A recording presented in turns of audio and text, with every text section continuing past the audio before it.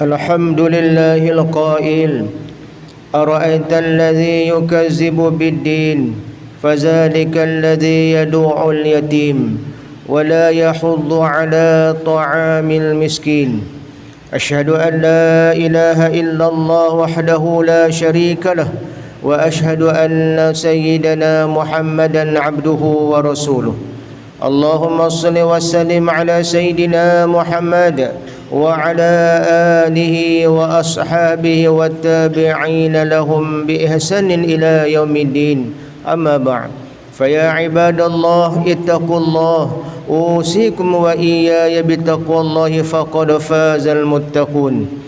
Kaum muslimin yang dirahmati Allah, marilah sama-sama kita tingkatkan ketakwaan kepada Allah Subhanahu wa taala, yakni dengan istiqamah mentaati perintahnya dan sabar menjauhi larangannya. Mudah-mudahan kita dapat hidup di dunia dengan sejahtera dan di akhirat kelak kita berjaya dimasukkan ke dalam syurga Allah Subhanahu wa taala. Mimbar hari ini akan membicarakan khutbah yang bertajuk solusi Islam kepada masalah kemiskinan. Kaum muslimin dirahmati Allah, Islam adalah agama sempurna yang membawa rahmat ke seluruh alam. Islam tidak hanya mengajar manusia hidup bertuhan, bahkan lebih daripada itu Islam juga menawarkan jawapan dan penyelesaian kepada masalah kehidupan. Dalam dunia hari ini ramai orang terkeliru memahami agama sehingga timbul berbagai masalah yang belum dapat diselesaikan. Salah satu daripadanya adalah masalah kemiskinan. Kaum muslimin yang dirahmati Allah, kemiskinan bukanlah semata-mata soal takdir yang menimpa seseorang, tetapi juga melibatkan faktor ekonomi, kekurangan sumber daya atau peluang kerja, dan melibatkan kesungguhan insan untuk berusaha memenuhi tuntutan hidupnya. Malah Islam juga memandang kemiskinan sebagai suatu bentuk ancaman daripada syaitan, sebagaimana firman Allah Subhanahu wa taala dalam suratul Al-Baqarah ayat 268.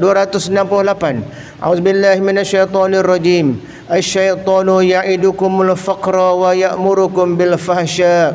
Yang bermaksud syaitan itu menakut-nakutkan kamu dengan kemiskinan dan kepapaan jika kamu bersedekah, dan ia menyuruh kamu melakukan perbuatan keji yang bersifat bakhil kedekut.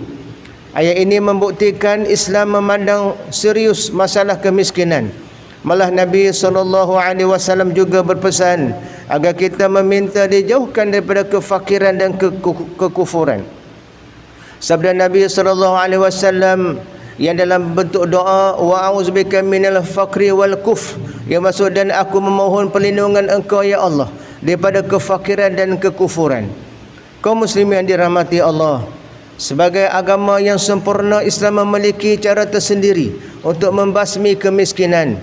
Antaranya yang pertama, rajin berusaha dan bersungguh-sungguh. Umat Islam dituntut untuk bekerja keras, melawan kemalasan dan bersungguh-sungguh menghilangkan kejahilan.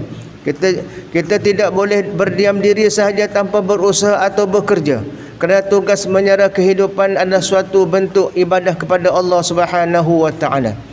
Yang kedua, menanam sikap ambil peduli dan saling memberi. Kedua-dua sikap ini dapat melahirkan masyarakat yang penyayang dan prihatin. Jika ada saudara kita yang memerlukan bantuan, kita perlu segera menolongnya. Janganlah kita berpura-pura tidak menampak kesusahan orang lain, kerana Islam amat mencela perbuatan ini dan menggelarnya sebagai pendusta agama. Allah Subhanahu wa taala berfirman, A'udzubillahi minasyaitonir rajim. Ara'aital ladzi yukazzibu biddin fadzalikal ladzi yad'ul yatim wa la yahuddu 'ala ta'amil miskin. Yang bermaksud, tahukah kamu orang-orang yang mendustakan agama? Itulah orang-orang yang menghardik anak yatim dan tidak memberi makan kepada orang miskin. Suratul Maun ayat 1 hingga 3. Yang keempat, mengeluarkan zakat. Banyak zakat fitrah baik zakat fitrah maupun zakat harta, berwakaf dan bersedekah.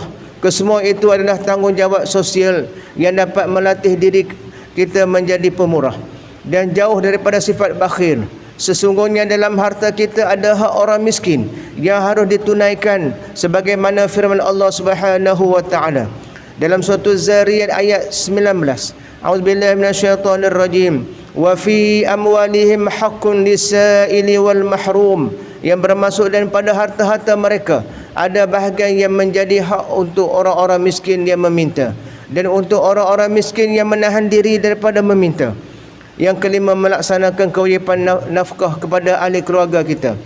Kita perlulah menyediakan bekalan untuk ahli keluarga sebelum dan selepas kita meninggal dunia. Janganlah sampai isteri dan anak-anak kita hidup sengsara, dan janganlah pula sampai mereka menjadi orang yang meminta-minta.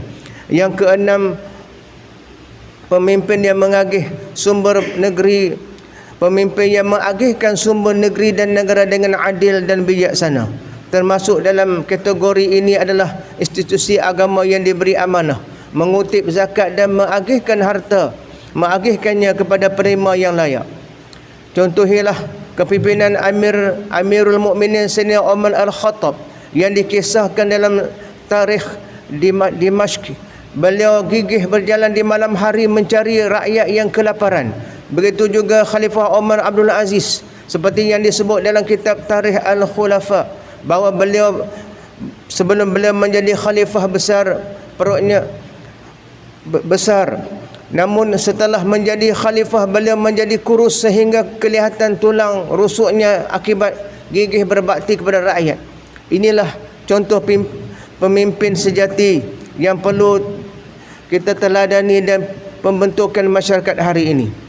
Kaum muslimin yang dirahmati Allah, bersempena dengan hari pembasmian kemiskinan antarabangsa pada 17 Ogos setiap tahun, pada 17 Oktober setiap tahun, malah kita sama-sama meyakini syariat Islam sebagai kaedah terbaik merawat masalah kemiskinan.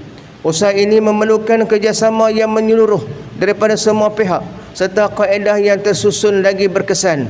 Dalam masa yang sama, janganlah pula kita lupa kepada suatu lagi masalah kemiskinan yang lebih berbahaya, iaitu kemiskinan akhlak dan kemiskinan budi pekerti. Barakallahu li wa lakum bil Qur'anil azim, wa nafa'ani wa iyyakum bima fihi min al-ayati wa zikril hakim, wa taqabbala minni wa minkum tilawatah, innahu was-sami'ul 'alim. Aqulu qawli hadza wa astaghfirullah azim li wa lakum wa lisairil muslimina wal muslimat wal mu'minina wal mu'minat al ahya'i minhum wal amwat fastaghfiruh innahu wal ghafurur rahim. Alhamdulillah hamdan katsiran kama amar. Asyhadu an la ilaha illallah wahdahu la syarika lah, wa asyhadu anna sayyidana wa nabiyyana Muhammadan abduhu wa rasuluh. Allahumma shalli wa sallim wa barik ala sayyidina Muhammad wa ala alihi wa ashabihi ajma'in. Amma ba' fa ya ibadallah ittaqullah wa kunu ma'as sadiqin. Kaum muslimin yang dirahmati Allah, memang menyeru para jemaah agar berpegang teguh kepada akidah Islamiah yang berteraskan ahli sunnah wal jamaah, yang menjadi warisan baginda Nabi sallallahu alaihi wasallam, para sahabat dan juga tabi'in hingga kepada kita pada hari ini. Jagalah hubungan baik dengan Allah dan sesama manusia. Makmurkanlah rumah-rumah Allah dengan istiqamah melakukan ibadah, terutamanya solat fardu berjemaah. Nabi SAW bersabda, salatul jamaah tafdulu salatul fazi bi 27 darajah, yang bermaksud solat berjemaah melebihi solat secara bersendirian sebanyak 27 darjat. Mimbar juga berpesan agar para jemaah bersabar mematuhi garis panduan yang ditetapkan oleh pihak berkuasa. Hadirlah ke masjid dalam keadaan berwuduk, membawa sejadah sendiri dan memakai pelitup muka. Marilah kita sama-sama berwaspada agar masjid-masjid kita tidak menjadi kluster baru yang akan menggagalkan usaha memutuskan jangkitan COVID-19. Inna Allah wa malaikatahu yusalluna 'alan nabi ya ayyuhallazina amanu sallu 'alaihi wa sallimu taslima. Allahumma salli ala Muhammad wa ala ali Muhammad kama sallaita ala Ibrahim wa ala ali Ibrahim wa barik ala Muhammad wa ala ali Muhammad kama barakta ala Ibrahim wa ala ali Ibrahim fil alamin innaka Hamidum Majid.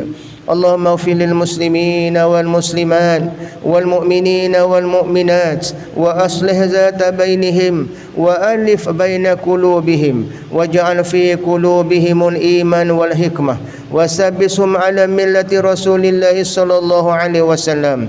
اللهم ادفع عنا البلاء والوباء خصوصا فيروس كورونا والغلاء والمهن والفتن ما ظهر منها وما بطن عن بلدنا هذا خاصة وعن سائر البلدان العامة يا أرحم الراحمين. اللهم أصلح سلطان نزر معين شاه ابن المرحوم سلطان أزلم محي بن شاه المغفور له وانتوكو زر سليم كما نسألك أن تصلح أئمتنا وولاة أمورنا واجعل ولايتنا في من خافك واتقاك يا رب العالمين. ربنا آتنا في الدنيا حسنة وفي الآخرة حسنة وقنا عذاب النار. فيا عباد الله إن الله يأمر بالعدل والإحسان وإيتاء ذي القربى وينهى عن الفحشاء والمنكر والبغي يعظكم لعلكم تذكرون. فاذكروا الله العظيم يذكركم واشكروه على نعمه يزدكم واسألوه من فضله يؤتيكم ولذكر الله أكبر والله يعلم ما تصنعون.